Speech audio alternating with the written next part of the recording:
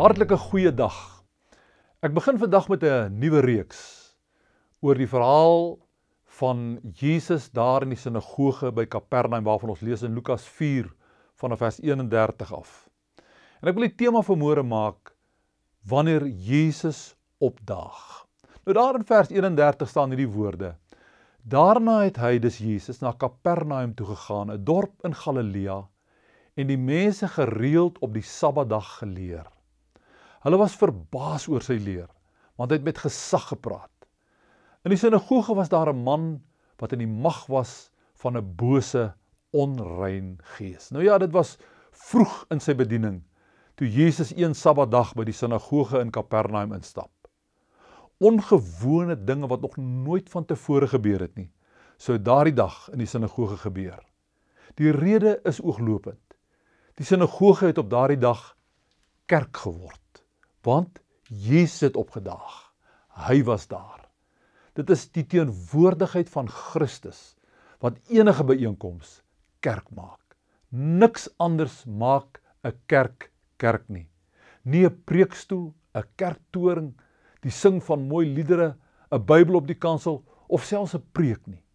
Wanneer Jesus nie deur sy gees daar is nie, is dit bloot 'n stigtelike godsdienstige byeenkoms, 'n godsdienstige klip, maar nie waarlik kerk nie.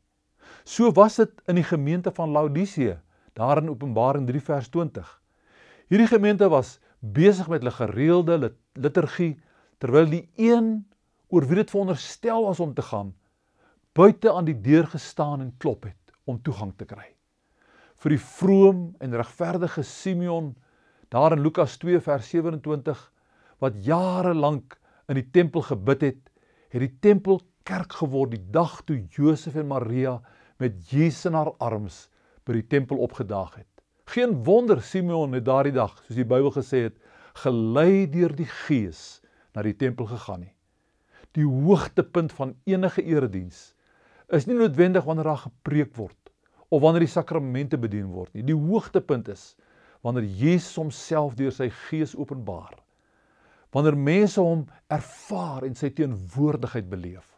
Selfs die bad van Bethesda het huis van God geword toe Jesus daar opgedaag het. Dit sal 'n groot verskil maak as leraar en lidmaat, so Simeon, deur die Gees gelei na die erediens kan gaan. Nou, die fondasie van die sinagoge waarvan die Bybel hier praat, is steeds tussen die ruïnes van ou Kapernaum te sien. Dit is die sinagoge wat deur die Romeinse offisier, die hoofman oor 100, gebou is, waarvan die Bybel ons vertel. Na 'n aardbewing is daar ongeveer 3 eeue later 'n ander sinagoge op presies dieselfde fondasie gebou. Die mure daarvan staan vandag nog. In die gemeenskap van Kapernaum was daar egter 'n man wat in die mag van 'n bose, onreine gees was. Dalk was hy 'n lidmaat van die plaaslike gemeente. Dit was blykbaar nie so 'n erge geval soos die besetene van Gadara nie. Nou hoe lank hierdie man na die sinagoge, oftewel die kerk toe gekom het, weet ek nie. Dalk het niemand eers geweet dat daar 'n bose gees in hom was nie. Daardie dag sou egter 'n slegte tyd vir die duiwel wees. Sy tydsberekening het hom in die steek gelaat. Vir 'n bose gees om op dieselfde tyd as Jesus in 'n erediens te wees, is 'n strategiese fout. Daar kan net een verloorder wees.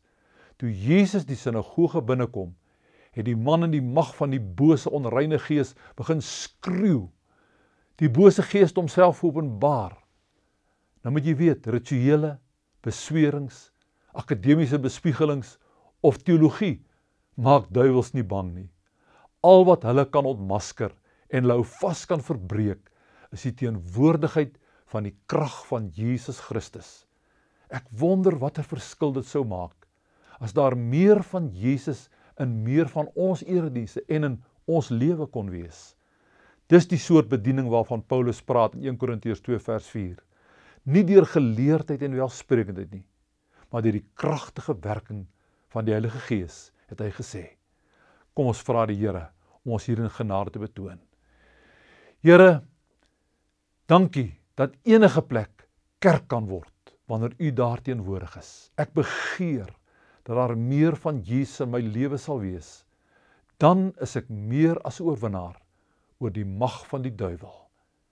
Amen. Seënwense vir jou tot volgende keer.